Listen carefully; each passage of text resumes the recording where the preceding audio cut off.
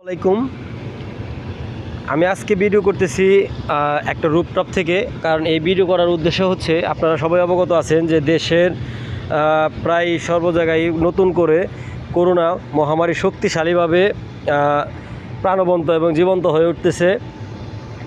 এবং আরেকটা সমস্যা হচ্ছে, যেটা হচ্ছে ডেঙ্গু বা ম্যালেরিয়ার জন্য যে ডেঙ্গু বাহিত যে রোগটা হচ্ছে মশা দ্বারা, সেটার উদ্ভব বাড়ছে। আর এটার উদ্ভবের কারণ হচ্ছে জায়গায় জায়গায় যে পানিগুলো জমে থাকে।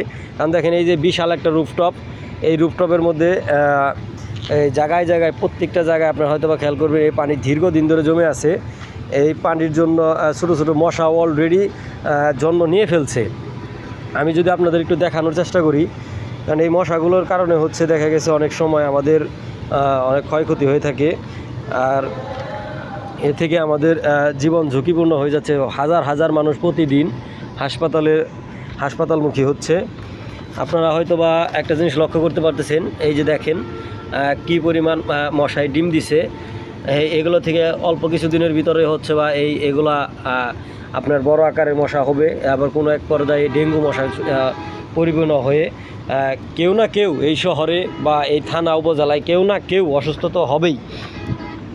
আল্লাহ সবাইকে সুস্থ রাখুক, বোঝার তৌফিক দান করুক। কারণ এই পানিগুলো যদি এখন আমরা বা কর্তৃপক্ষ যদি ঠিকভাবে পর্যালোচনা না করে, তাহলে হচ্ছে দেখা গেছে আমরা অনেক বিপদে পড়ে যাব।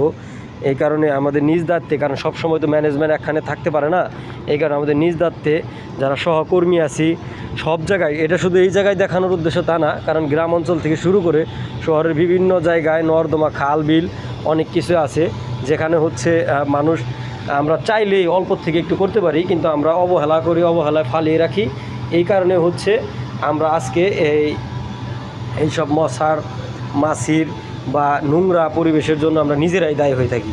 এই কারণে আমরা সবাইকে বলি অবগত থাকবো, একটু সচেতন হলে।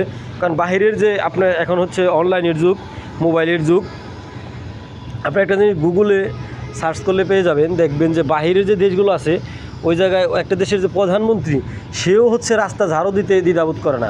কিন্তু আমরা হচ্ছে রাস্তা তো দূরের কথা, আমরা একটু মধ্যবিত্ত ফ্যামিলি হলেই বা আরেকটু মানে রিক্সাওয়ালা হলেও আমরা কি করি, সেটা ওই নিজের হাতে ধরি না। আমরা ভাবি যে একজন পরিচ্ছন্নতা কর্মী দরকার, কিন্তু বাংলাদেশের পরিচ্ছন্নতা কর্মীগুলো ওইরকমভাবে অবগত না, যারা হচ্ছে এগুলো সাফ করতে পারবে।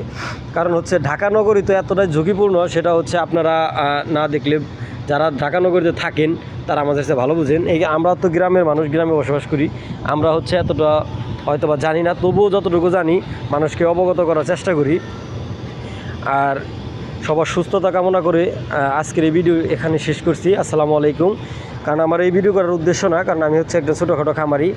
আমি তবুও খামারে যে মশামাছি থাকে এগুলোর জন্য এবং মানুষের সুস্থতার জন্য আমি এই ভিডিওগুলো করছি। ভুল ত্রুটি সবাই মার্জনীয় দেখবেন। আসসালামু আলাইকুম রহমতুল্লাহ।